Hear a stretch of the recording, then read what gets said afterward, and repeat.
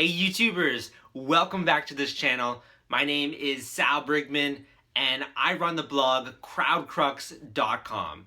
And on my blog and also this channel, I like to demystify the crowdfunding process. So in this particular video, I'm going to be talking about 6 tools that you can use to jumpstart the launch of your crowdfunding campaign and to make it much easier, to make it much simpler. I don't know about you, but many of the users who have posted on my forum, kickstarterforum.org, just talk about the tremendous amount of stress, the tremendous amount of work, the tremendous amount of time that goes into launching a successful crowdfunding campaign. And hopefully some of these tools will help really speed up that process, but also just make it easier and take some of that mental strain away. So here they are. I really want you to pay attention because these tools can save a lot of time, and I mean a lot of time. So the first tool I'm going to talk about is called Kicktrack, and all of these tools will be in the description of this YouTube video. But Kicktrack has been a tool that has been around for a while, but not many people know about it. So what Kicktrack allows you to do is, unfortunately, it's only for Kickstarter campaigns. But you can use the tool to look at campaigns that are currently live on Kickstarter or campaigns that have already been funded and see exactly how many pledges, how many backers they got per day. And the great thing about live campaigns as well is Kicktrack gives predictions. So it has a trending line. So you can see a campaign that's just been launched 3 days ago, what their prediction is, whether or not this campaign will be funded, whether or not this will be overfunded. It's a great analytics and prediction tool. You can use it in the research process when you're looking at campaigns that are similar to yours and also campaigns that are in your category. It's the best way to learn, to be honest, is just to look at other campaigns on Kickstarter and on Indiegogo and learn what they did to be successful. The second tool that I'm going to talk about, and this is really to me a tool that is often overlooked. When we're doing marketing, we tend to look at the traditional avenues like social media, like Facebook, like Twitter. There are so many different apps out there. There are so many different platforms to go after. Instagram, Snapchat. But really, for me, and also widely reported in the social media world, the highest converting sales tool is email. Yes, it is still email. I can't tell you, I see 30 to 40% open rates on my emails, and click-throughs are way better than that, but it's just like I post a tweet and there's nowhere near that. So the great thing about email is that you have a targeted list of people that are receiving your information and that have that opportunity to click through and take action on whatever it is that you want them to do. It could be pledged to a campaign, it could be leaving a comment, it could be sharing your campaign. There are lots of ways that you can engage your potential backers with email, or you're engaging your current fan base. And one thing I really stress is that if you are preparing for a crowdfunding campaign, you need to be building up your email list on day one. This includes your friends and your family, and this also includes members of your fan base or people that you've already touched in some way with your product or with this creative project. And the reason I say that is because a lot of crowdfunding is really education. It's making people trust you and understand what this whole crowdfunding thing is.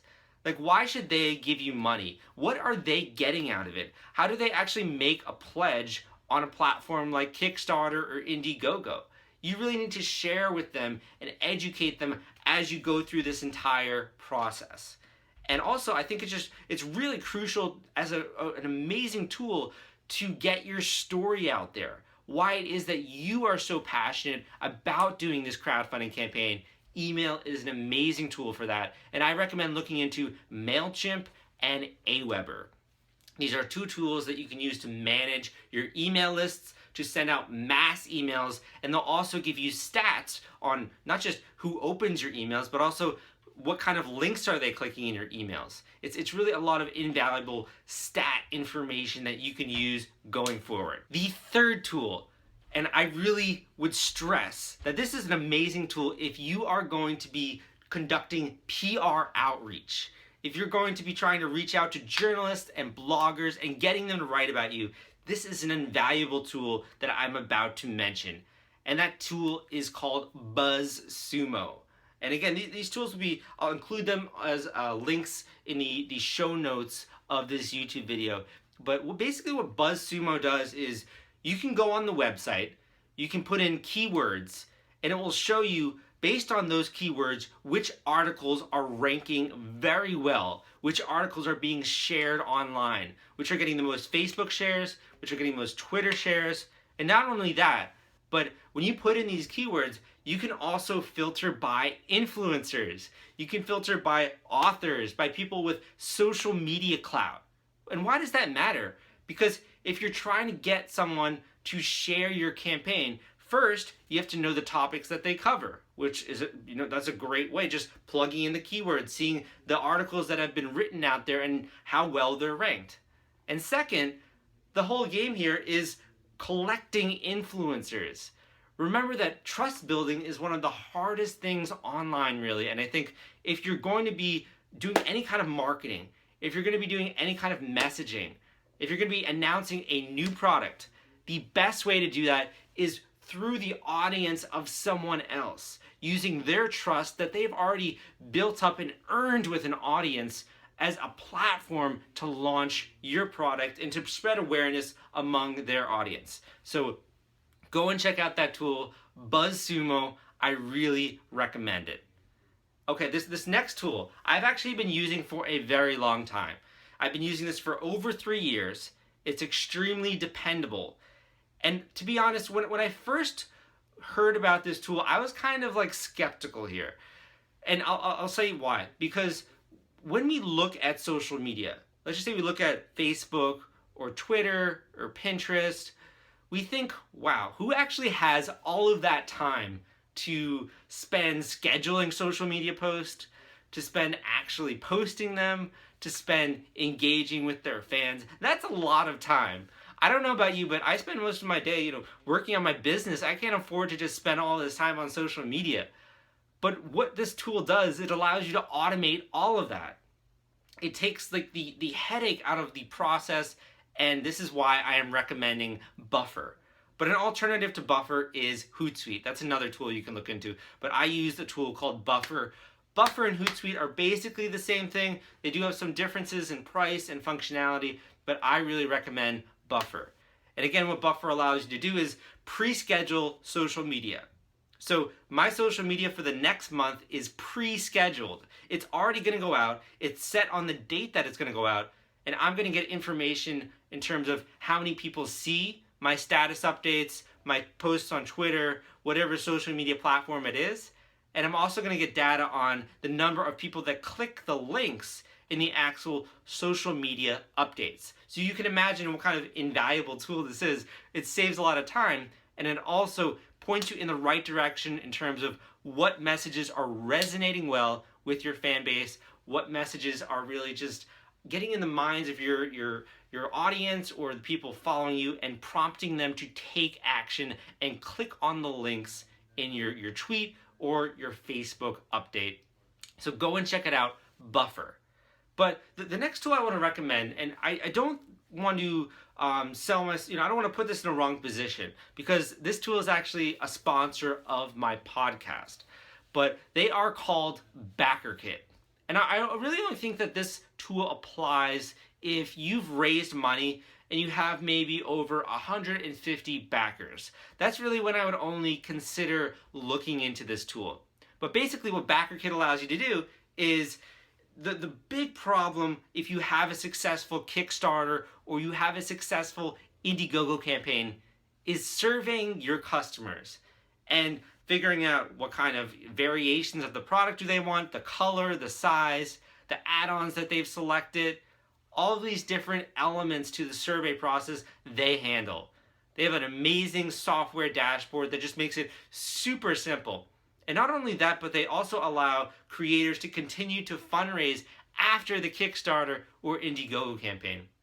So they've been used by lots of big name campaigns. They really are a tool to invest in if you don't want to deal with spreadsheets and just the headache of figuring out all of that information. Go and check them out at BackerKit.com. And what's more, if you use the code CROWDCRUX, CROWDCRUX, you will get a discount on your setup price.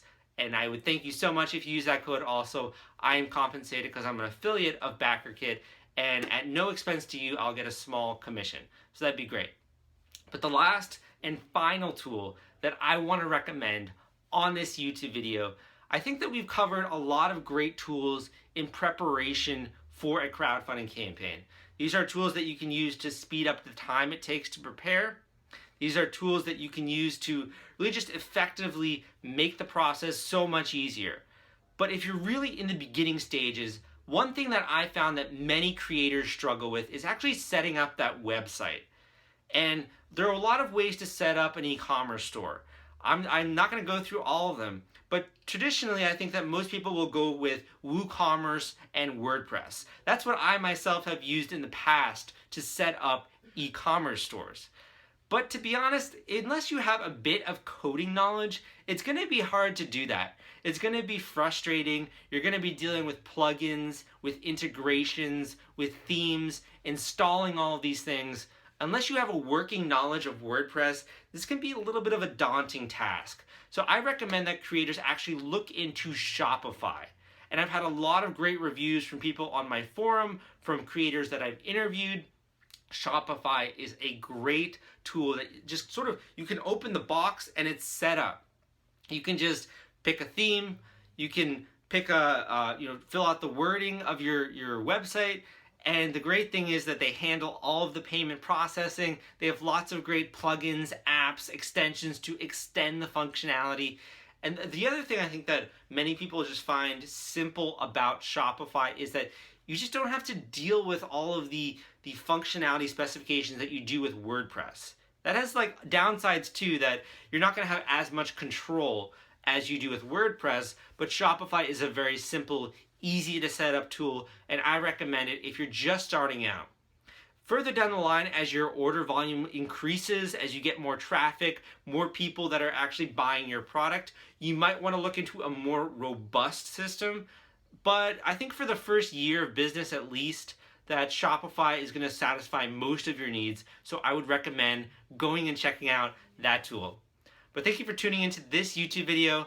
I hope that some of these tools will be helpful. And if you think that this video was helpful or you enjoyed it, please give me a thumbs up. That would mean a lot.